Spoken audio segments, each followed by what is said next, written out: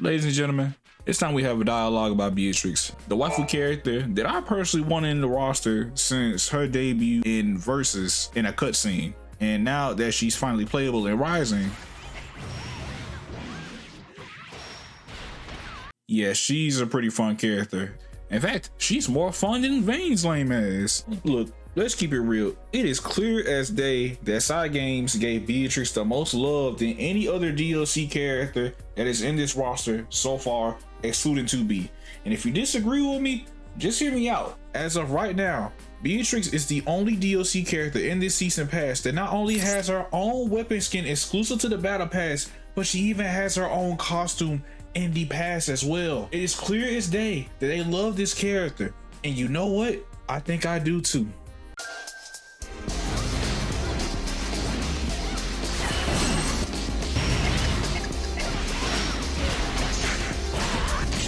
If there was a way I could describe Beatrix as a character in Granblue Versus, she is essentially a well-rounded, aggressive, rushdown Shoto, and she has every tool that you could want, and not only a Shoto, but a Granblue character. She has a single and multi projectile, she has a meterless DP, she has hella plus on block moves, and she has a move that can go under projectiles along with a command grab. This kid is a literal fever dream, but what makes her stand out is her Delta Clock gimmick. Let's say if you get a successful command grab, or if your health is around 30% health, she gets an ability where once you hit an opponent with any heavy skill, it increases stun time on the opponent, which allows you to do a whole bunch of different crazy routes that you normally couldn't do before. Routes that you shouldn't be able to do.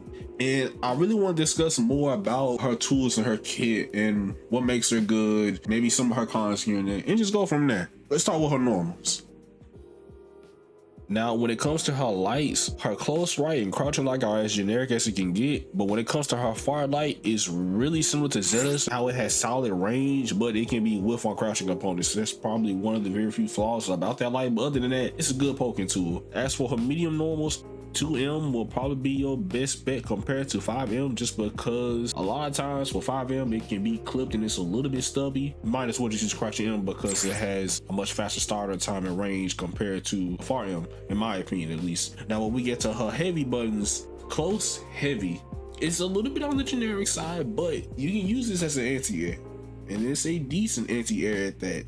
Her far H, big button, solid range. Now for her crouching heavy, it's an okay anti-air tool, but you gotta be a little bit careful since her hitbox is a little bit on the front side. So if you dealing with any character that has a jump in that can result in a cross up, yeah, you're gonna get hit. Her neutral unique button is her command grab and activates Delta Clock. And her 2U, it's a pretty okay generic sweep, nothing really too much to brag about. Now when we get to her dashing normals, her dashing light is really good, and it's just like Zenos, probably one of the better ones in the game. Her dashing M is an overhead, but it's punishable on block. Oh, her 6's H is a special case because you know what? It leaves her safe on block. Yeah, she can just throw this out and kind of get away with it. Now when it comes to Beatrix jumping tools, oh, they're solid. Her light is just a people's elbow. That ain't nothing really too crazy, but her medium is a really solid air-to-air move, and her heavy hits her downwards, and it's a really solid jump-in tool. And her jumping U, it's a cross-up button. The solid jump-in buttons overall.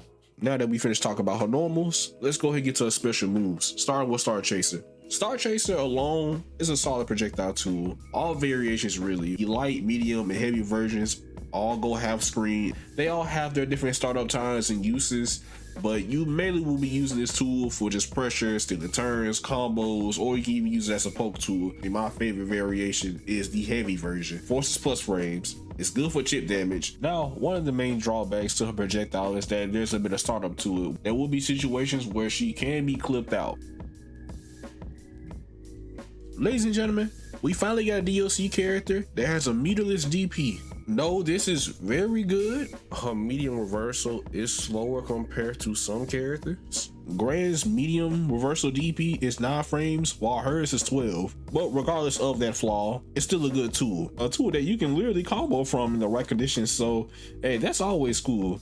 Next up, we got Thunderbird. Yup, we have a Shoto with a dive kick, and a good one at that. The light version can be used as a 2-hit combo ender or as a block stream. However, when we get to the medium and heavy and ultimate skill versions, That's when things get interesting, because all three of those versions leave her plus. You can apply it in pressure, you can apply it for corner carry, you can apply it for combo extensions. You can do a lot with this tool, and there are some counterplay options here and there. For example, the medium version can be dodge or anti-air. The heavy version does have a gap in between the first hit, so you can DP it.